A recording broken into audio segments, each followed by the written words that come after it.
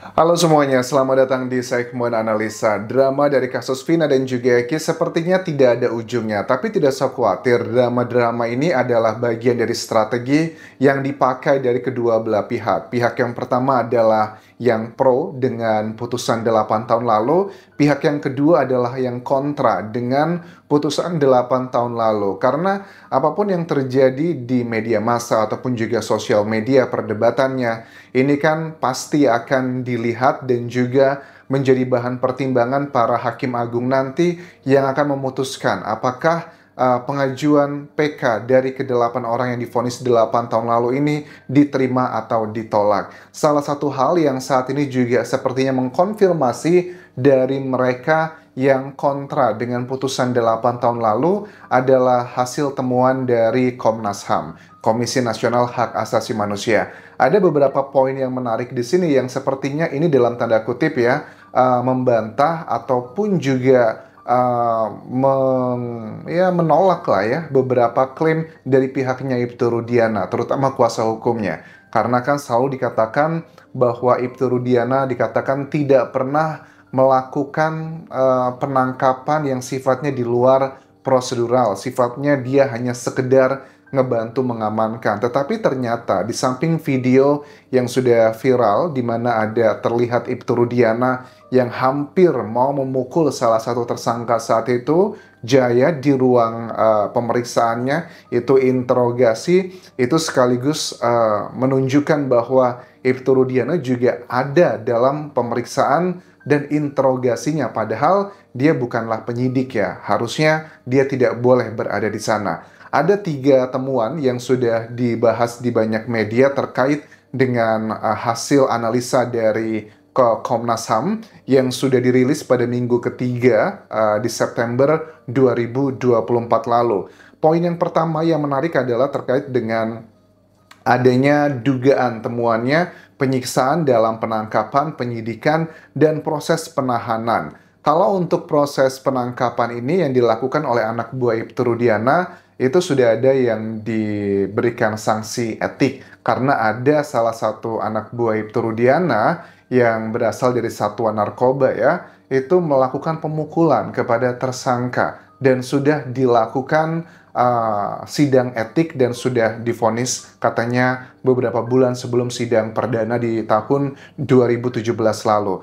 Tetapi bagi aku pribadi belum puas ya sebenarnya mendengarkan temuan ini karena kita pengen tahu siapa sih yang melakukan tersebut dan hukumannya apa. Kenapa tidak disampaikan hukumannya apa untuk oknum tersebut? Apakah ini kayak ada Komnas HAM kayak berada di dua alam gitu kan ya. Jadi di sisi pertama dia mendukung masyarakat, ada banyak kejanggalan, tapi di sisi yang lain sepertinya Komnas HAM juga sangat terlihat hati-hati sekali dalam kasus ini. Karena mungkin ada sesuatu hal yang belum kita ketahui. Nanti akan aku bahas di poin berikutnya. Nah, kemudian mengenai penyiksaan tersebut juga sudah terkonfirmasi dengan temuan foto-foto dari para tersangka saat itu yang babak belur, teman-teman. Dari Komnas HAM sudah melakukan digital forensik dan ternyata foto tersebut adalah foto yang tidak ada manipulasinya.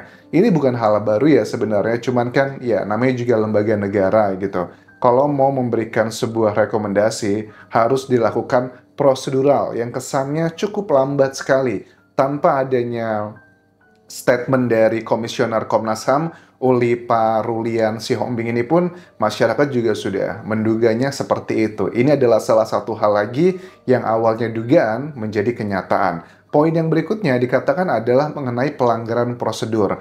Waktu itu kan kita bingung sebenarnya para tersangka ini itu sudah didampingi pengacara atau belum sih pada saat ditangkap? Apakah kan ada 2 lembaga lah ya. Pertama adalah dari Polres Cirebonnya, kemudian dipindahkan ke Polda Jawa Barat. Sebenarnya mereka tidak didampingi pengacara itu di level yang mana? Kalau ada keterangan kata Bu Titin, kuasa hukum dari Saka Tatal dan juga Sudirman bilang bahwa di Polda Jawa Barat sebenarnya kami berusaha untuk menemui, tapi tetap masih agak sulit. Bahkan detik-detik sebelum persidangan itu baru bisa komunikasi secara intens. Nah, di sini sebenarnya salah satu dugaan masyarakat yang menjadi kenyataan temuan dari Komnas HAM adalah ternyata para tersangka saat itu tidak didampingi oleh pengacara atau kuasa hukum dari penyelidikan hingga penyidikan, tepatnya dari tanggal 31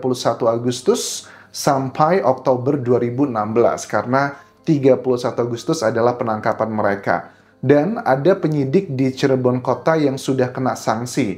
Tapi kita jangan pikir ada yang sudah kena sanksi karena telah melakukan pelanggaran A, B, C, dan D yang beredar menjadi perdebatan di beberapa waktu terakhir. Bukan.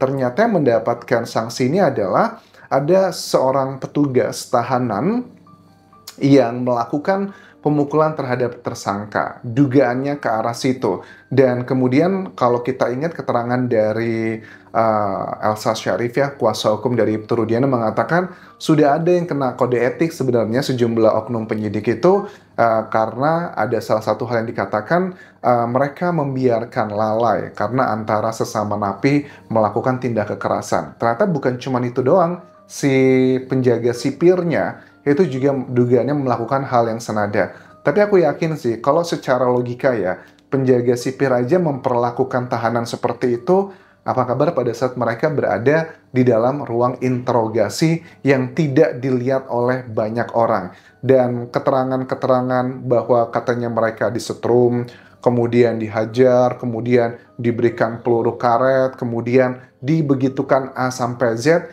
itu kan sudah kita dengar ya dari orang yang mengalaminya langsung, dari ke-8 orang yang menjadi tersangka di 8 tahun lalu. Mereka menceritakan bagaimana perilaku kejinya dari sejumlah oknum di situ. Katanya ya, menurut Jaya juga di persidangan PK kemarin, dia bilang terpaksa ngaku bahwa dia melakukannya karena dia ditodong sama Ibtu Rudiana. Itu kan kita bisa ngelihat di keterangan di sidang PK-nya Jaya. Padahal di video yang beredar, yang kita lihat di channelnya Fristian, itu yang pertama kali muncul, kan kita ketahui ternyata Jaya pun dengan dia sudah mendapatkan tekanan luar biasa, dia cuma mengakui dengan terpaksa bilang, saya cuma mukul pakai tangan, saya nggak ngapa-ngapain, saya nggak tahu selanjutnya. Dia tidak mengatakan mengakuinya, tapi itu tanggal 31 Agustus 2016. Tapi di berikut-berikutnya lagi, mereka mengalami banyak hal yang jauh lebih parah dibandingkan dilihat dalam video tersebut, teman-teman. Nah, kemudian juga poin ketiga adalah adanya dugaan kesewenang-wenangan dalam penangkapan. Karena para tersangka 8 tahun lalu ditangkap tanggal 31 Agustus 2016, mereka itu tidak mendapatkan surat penangkapan, tidak ada pemberitahuan ke keluarga. Ini juga sudah isu lama ya, yang ada perdebatan itu sudah ada kok surat secara lisan atau ya bla bla bla yang sudah pernah menjadi perdebatan selama ini. Tapi dari akhirnya kan Komnas HAM juga akhirnya mengikuti apa yang diduga masyarakat ini adalah kejanggalan. Karena kejanggalannya gini, ini kan peristiwa kejadiannya Vina itu tanggal 27 Agustus malam hari. Sementara mereka ditangkap tanggal 31 Agustus 2016. Artinya ini bukan peristiwa tangkap tangan, kecuali mereka melakukan aksi tersebut di hadapan warga, ada saksi yang melihat, ditangkap di hari itu juga, boleh tanpa ada surat penangkapan. Tapi kan ini jelas, mereka ditangkap beberapa hari setelahnya. Yang kalian tahu dalam hukum kita, untuk menentukan seseorang sebagai tersangka itu harus ada 2 alat bukti yang kuat. Alat bukti ada 5, ada keterangan saksi, keterangan ahli, keterangan terdakwa, petunjuk, dan juga surat. Jadi ada sebagian orang yang berkata bahwa kesannya penyidik saat itu tuh menangkap dulu, mencari alat buktinya setelahnya. Kan kesannya banyak yang bernarasi adalah, yaudah tangkepin aja dulu, nanti alat buktinya gampang, kita cari-cari bisa. Kesannya adalah seperti itu, karena mungkin aja mereka berasal dari keluarga yang sangat miskin, tidak punya kekuatan ekonomi, sosial, atau tidak populer. Jadi ya sudah, kita habisi aja, kesannya adalah seperti itu, teman-teman.